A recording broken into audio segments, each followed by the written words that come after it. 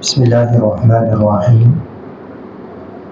ہم پڑھ رہے ہیں جبریل امین کے نبی کریم صلی اللہ علیہ وسلم سے 4 سوالات، 3 ہو چکے، ایک ایمان کے متعلق اور دوسرا اسلام کے متعلق اور تیسرا احسان کے متعلق۔ اور چوتھا سوال ہے، وہ ہے جبریل امین فرماتے ہیں متی الساعہ، قیامت کب آئے گی؟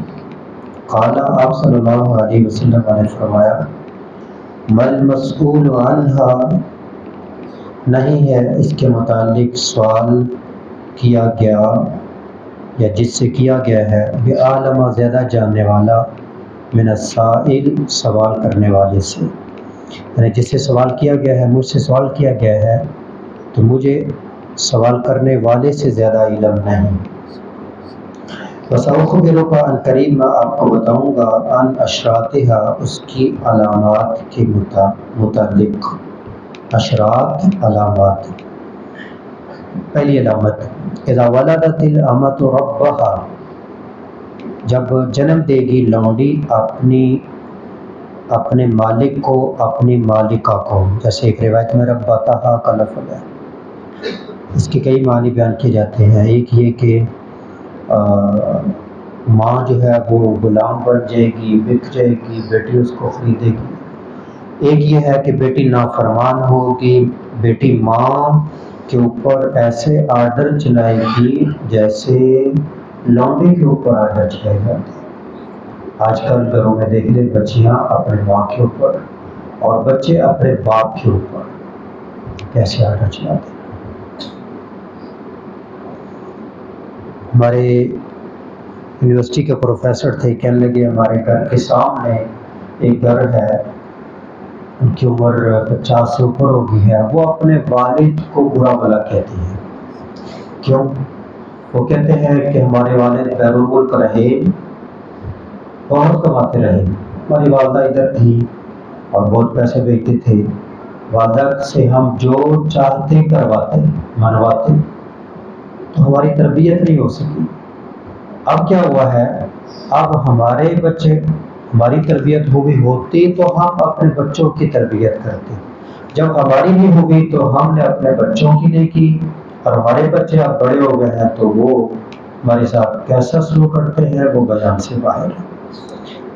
تو بچیاں اپنے ماں کے اوپر اور بچے اپنے باپ کے اوپر ایسے آرڈر چلاتے ہیں جیسے غلاموں اور لونڈیوں کے اوپر۔ یہ ایک قیامت کی نشانی۔ اور ایک یہ بھی معنی ہو سکتا ہے کہ جیسے آج کل کہہ رہے ہیں کہ قریب ایسی ٹیکنالوجی آنے والی ہے، بچے جو ہوں گے وہ مشین کے اندر، مشین کے ذریعے پیدا، روبوٹ کے ذریعے، تو گویا کہ وہ چیز خریدی ہوئی ہوگی اور وہ بچے کو جنم دے گی، تو وہ خریدی ہوئی چیز، آزاد چیز کو، اور وہ اس کا مالک بن جائے گا بچہ بعد میں اس مشین کا۔ تو یہ بھی اس کا معنی ہو سکتا ہے۔ وَإِذَا تَطَاوَلَ رُعَاءُ الْإِبِلِ، اور جب لمبی لمبی عمارتوں میں مقابلہ کریں گے، تطاولا لمبائی میں مقابلہ، رعاء الإبل البہم، البہم، الإبل البہم، بہم کا معنی سیاہ، ابہم بہم، سیاہ اونٹوں کے چرواہے، ایک ہے سرخ اونٹ جو انتہائی قیمتی ہوتے ہیں اور ایک ہے سیاہ جو کم قیمت والے ہوتے ہیں، تو یہ کم قیمت والے اونٹوں کے چرواہے بھی اتنے مالدار ہو جائیں گے کہ وہ مقابلہ کریں گے فی البنیان، بڑی بڑی عمارتوں میں۔ ایک نے بلڈنگ بنائی 3 منزلہ، دوسرا بنائے گا 4 منزلہ، 5 منزلہ، 10، 20، 50، 100، ایسے مقابلے ہوں گے۔ فی خمس لا یعلمہن الا اللہ، 5 میں جن کو اللہ کے سوا کوئی نہیں جانتا۔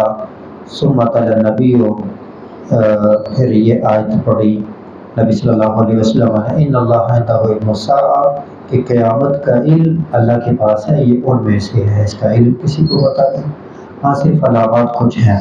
ثم ادبر، پھر وہ آدمی پلٹ گیا، واپس چلا گیا، آپ نے کہا اس کو لے کے آؤ، ردوہ، اس کو واپس لاؤ، لوگ دوڑ کے گئے، فلم یروا شیئا، انہوں نے کچھ نہ دیکھا، فقال، آپ صلی اللہ علیہ وسلم نے فرمایا، ھذا جبریل، یہ جبریل امین تھے، جاء آئے، یعلم الناس دینہم، تاکہ لوگوں کو ان تک دین سکھائیں، اور دین کے اندر 4 سوال کیے ہیں: اسلام کیا ہے، ایمان کیا ہے، احسان کیا ہے، اور قیامت کے متعلق آپ نے قیامت کی علامات بتا دی۔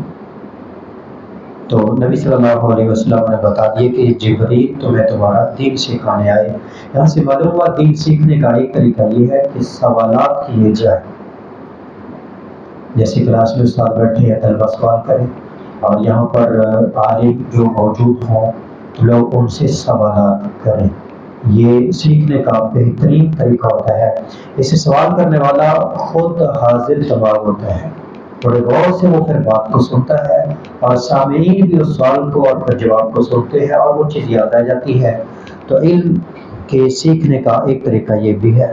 اللہ کریم سے دعا ہے کہ اللہ کریم ہمیں علم کو، قرآن کو، حدیث کو سیکھنے اور اس پر عمل کرنے کی توفیق عطا فرمائے۔